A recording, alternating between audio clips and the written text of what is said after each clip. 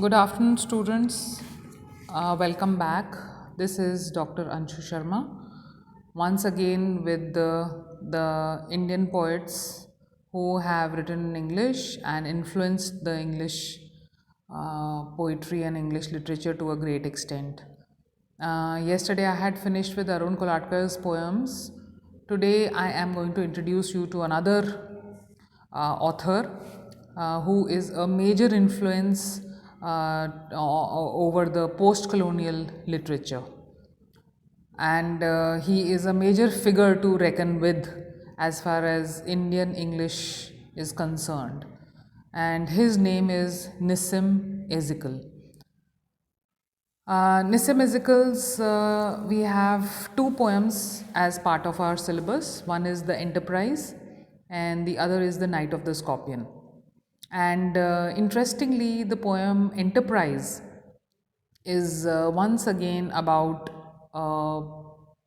you can say, a pilgrimage, a journey, and something I would not say as similar to Arun Kolatkar's poem, but it is on the same note, but with a difference. That we'll do as we come to the poem. I shall be discussing that with you very soon. But before that, let me just introduce you the background and introduce you to Nissim Ezekiel, who was born on the 16th of December in 1924, and he died on the 9th of December 2004 at the age of, I think, 76. And we lost him to Alzheimer's. He, towards the end of his years, he suffered from Alzheimer's, and after battling with that illness, he finally left on the 9th of December 2004. Now, Nissim Ezekiel, he is a major Indian poet of the English language, and he occupies a very significant position in the Indo-Anglican literature, Anglian literature, as just as Arun Kolatkar and the other poets that we've done. Like them, they are equally fine poems have been written by him, and he has been proven to be a very learned person, and therefore he occupies a major position in the post colonial studies. And he was born in Bombay, and he was a Jew by birth, but he settled down in Bombay, and he gets his surname, that is Ezekiel. Must be quite a, you may not have heard of this surname before, because he got it from a Hebrew prophet of the 6th century BC. So that's how he got his surname, and he is basically a Jewish, belongs to the Jewish community. And he was a very learned person. He worked as a reader in the American literature, and later on he became a professor of English, and he worked at the University of Bombay. And he was a very accomplished writer. He was therefore awarded by the Sahitya Akademi Award in 1983 for his collection, which was published under the title of Latter Day Plasms, and he was awarded by the Sahitya Akademi. And Ezekiel has been very much appreciated for his subtle and restrained diction, because the language that he uses, again, I would not say that his language is as simple as Arun Kolatkar's, but once again the language that he uses is not very grandiose, and the concept that he shares are also quite subtle. And when he deals with the themes, I mean, whatever he talks about in his poems are again very simple everyday things, and but he does that. His writing is full of deep sensibility, as well as on one hand, and on the other hand, it is very unsentimental, very realistic, and it's a very very realistic depiction of daily life. And he has been very influential on the succeeding generations of writers of Indian English.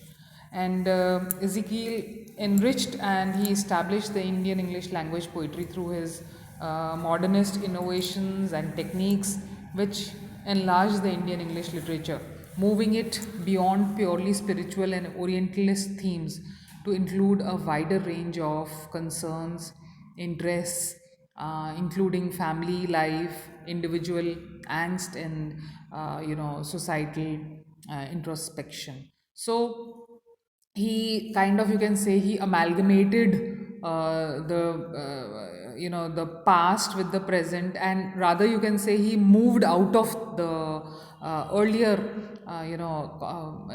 like the earlier poets. They were more concentrated on the spirituality, or they were more concentrated on that exotic kind of a view that the world had, and therefore he moved away from that, and he talked about more of the rational. That's what he included, more of the the present time angst, or present time society's setup.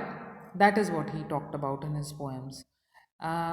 Then coming on to his intellectual career, he was invited very often by the foreign universities. He was a visiting professor at Leeds University, which is again very prestigious.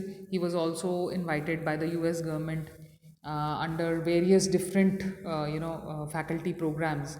And for almost 4 years he also lived in England, that is from 1948 to 1952.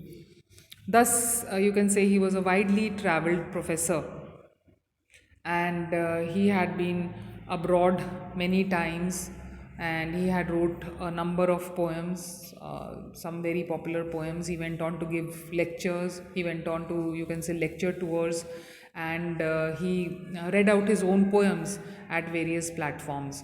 And besides this, visiting to various universities, he also contributed a lot at the home front as well. And he was a director of the theatre unit at Bombay, and he also edited many literary journals like The Quest, Poetry India.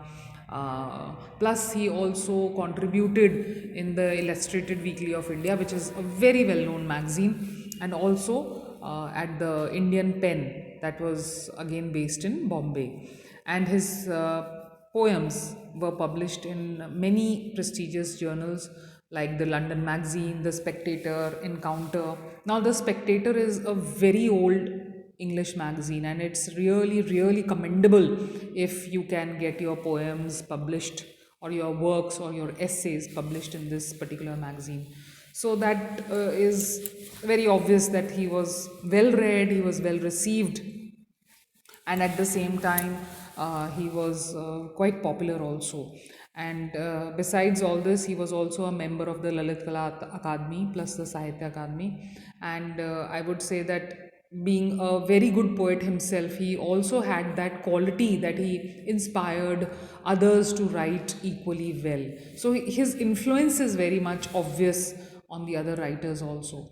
And basically, first and foremost, he was a poet, and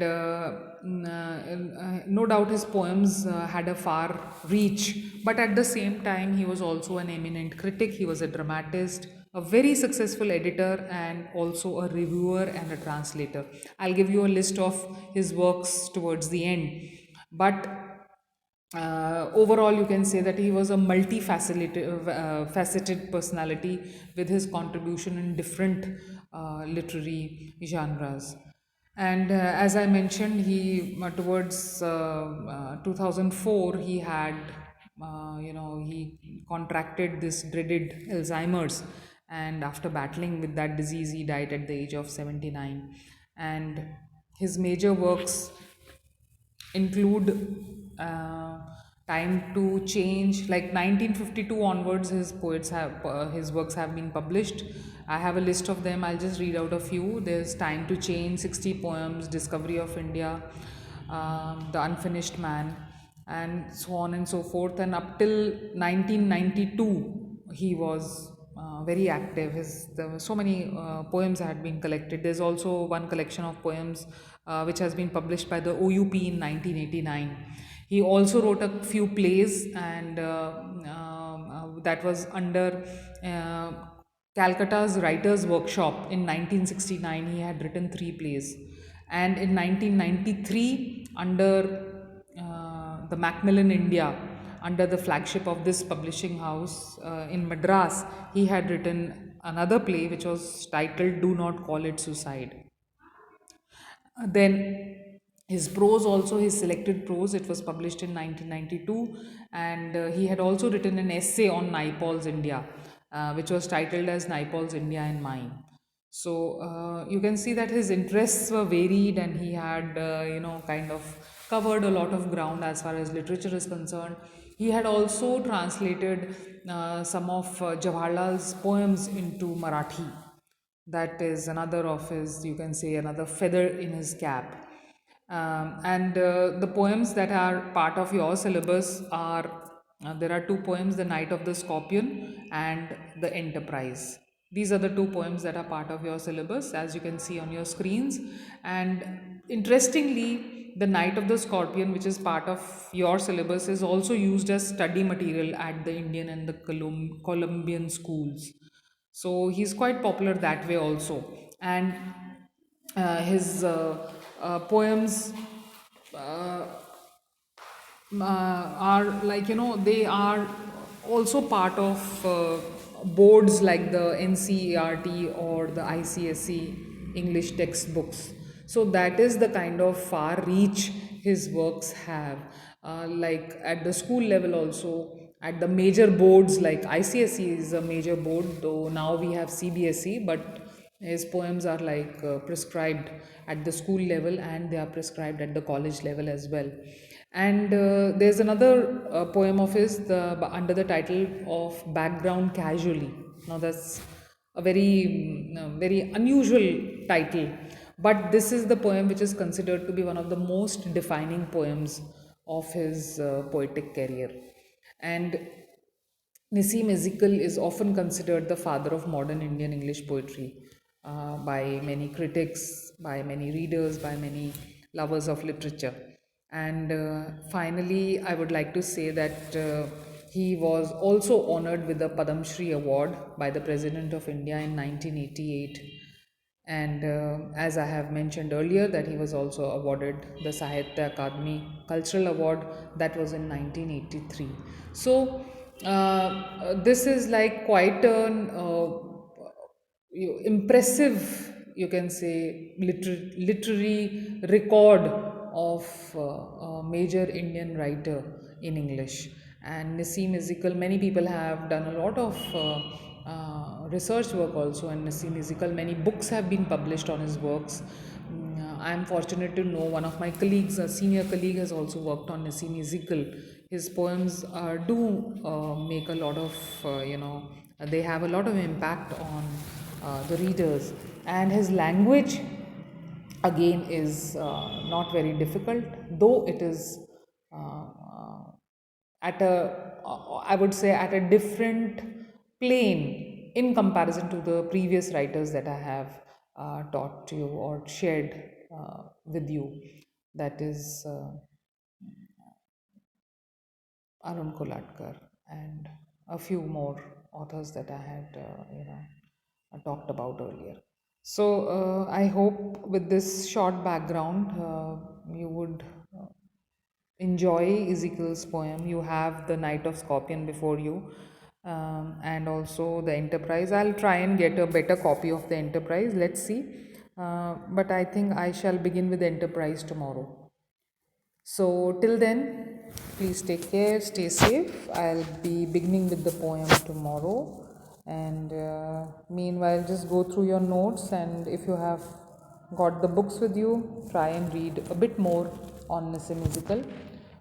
But I think this short introduction should suffice as of now. So, take care, bye bye, see you tomorrow.